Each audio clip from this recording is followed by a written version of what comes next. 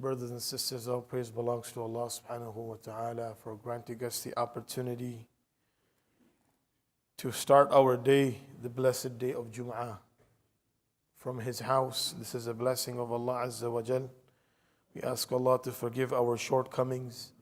We ask Allah to accept our ibadah. We ask Allah to grant us the khair and barakah of this day.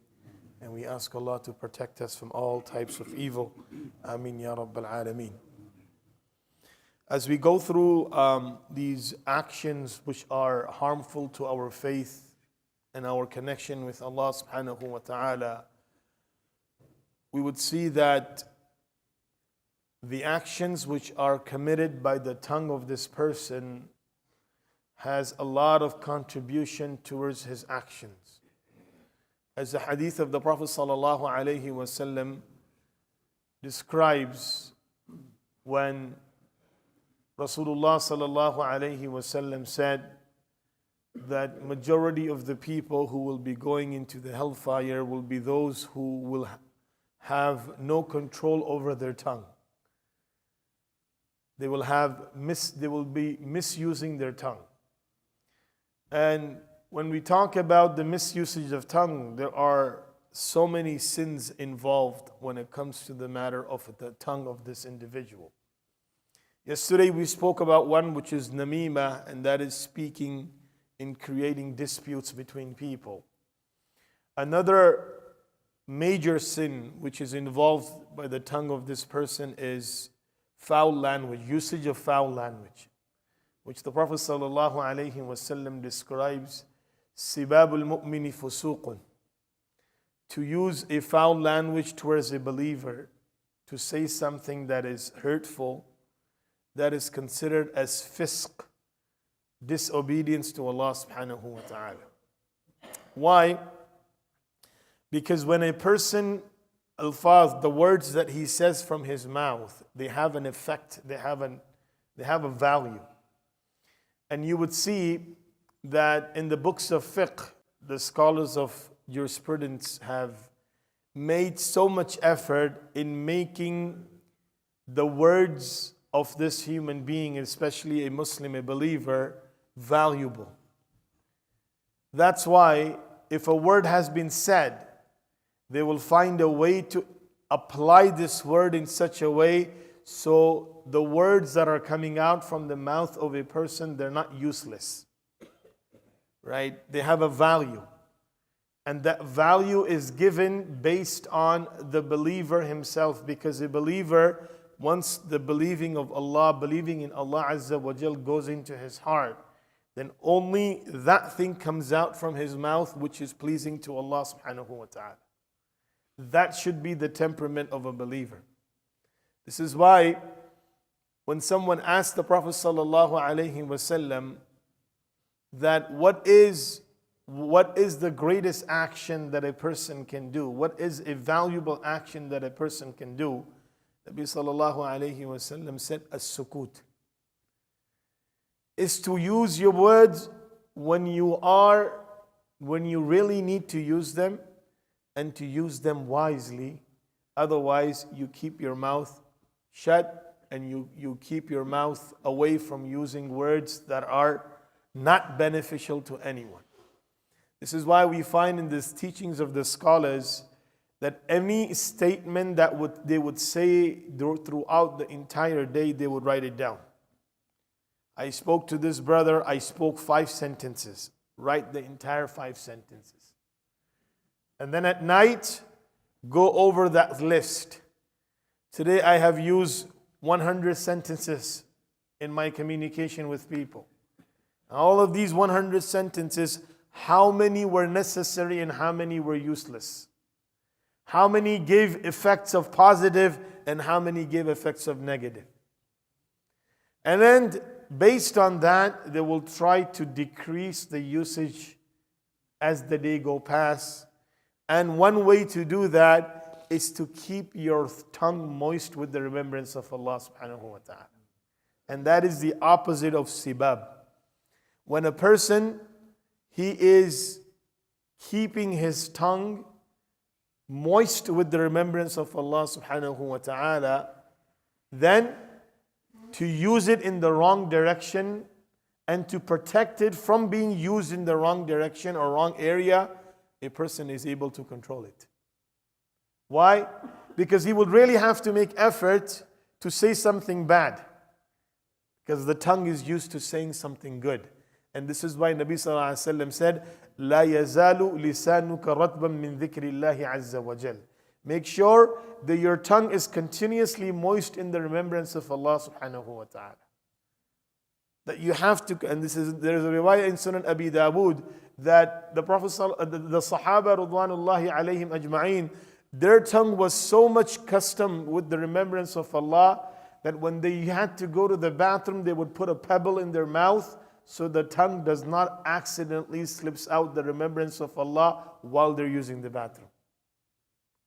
While they're in the bathroom, the tongue does not accidentally say the word of Allah, because that's not the best place and the appropriate place for the name of Allah to be said. But that's how much their tongue was constantly in the remembrance of Allah. So to protect ourselves from bad usage or misusage of our tongue, to use it in slandering and cursing and abusive words towards other people, a person needs to keep his tongue busy with something that is useful and beneficial. And once that tongue is useful and beneficial, it's been busy with something that is useful and beneficial, then that tongue will automatically be controlled, and not to use that tongue in the area that is displeasing to Allah subhanahu wa ta'ala, and that brings the wrath of Allah azza wa jal. Because the minute a person uses foul language, there is a smell that comes out, a bad breath that comes out from his mouth, which makes the angels go away.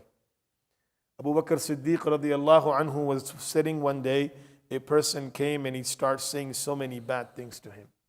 And Abu Bakr radiallahu anhu is just sitting down and he's listening to all the contributions of his words.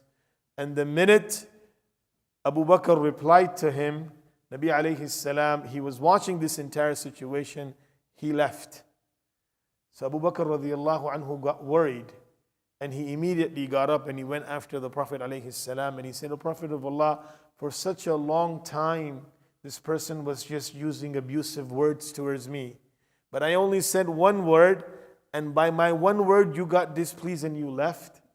Nabi sallallahu alayhi wasallam said, "When that word came out from your mouth, the angels departed, so I departed also." And as long as that person was saying those abusive words towards you, Allah Azza wa Jal appointed an angel to answer on behalf of you. And I was sitting there because the company of the angels were there. But the minute that word came out from your mouth, the angels left, so I left also. And then the Prophet sallallahu alaihi wasallam said, "La'anin wa siddiqin kallah wa rabbil Ka'bah."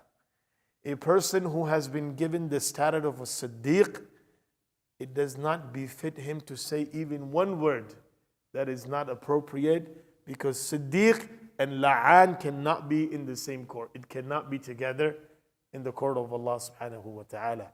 Abu Bakr was a Siddiq radiallahu anhu. So this is why our tongue needs to be controlled.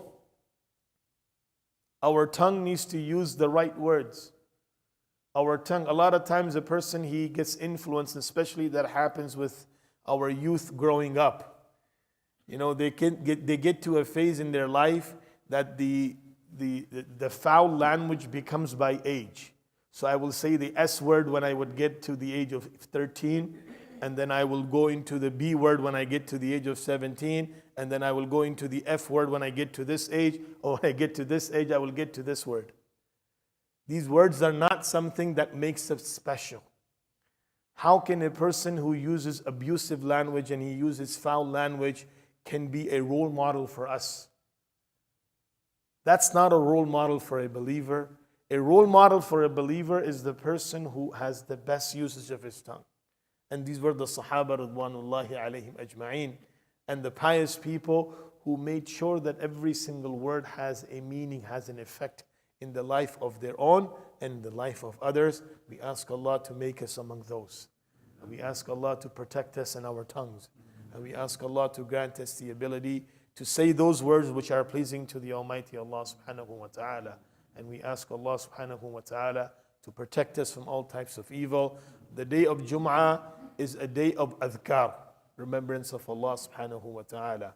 And one of the most beautiful dhikr of Allah Azza wa Jal, or the remembrance of Allah subhanahu wa ta'ala, is through the salutations upon the Prophet sallallahu alaihi wasallam. This is why Rasulullah sallallahu alaihi wasallam said, "Akthiru alayya salawat fi yawm al-Jum'ah." Increase your salutations upon me on the day of Jum'ah. So we have an opportunity to control our tongue and at the same time practice it in the right direction. At least to the minimum, each person should recite 100 times salutations upon the Prophet sallallahu alaihi wasallam.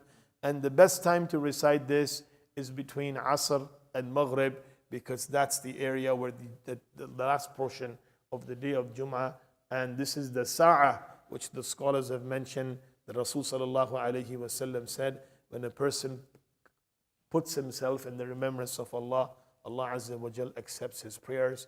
We ask Allah to grant us the understanding and the ability to practice. Ameen ya Rabbal Alameen.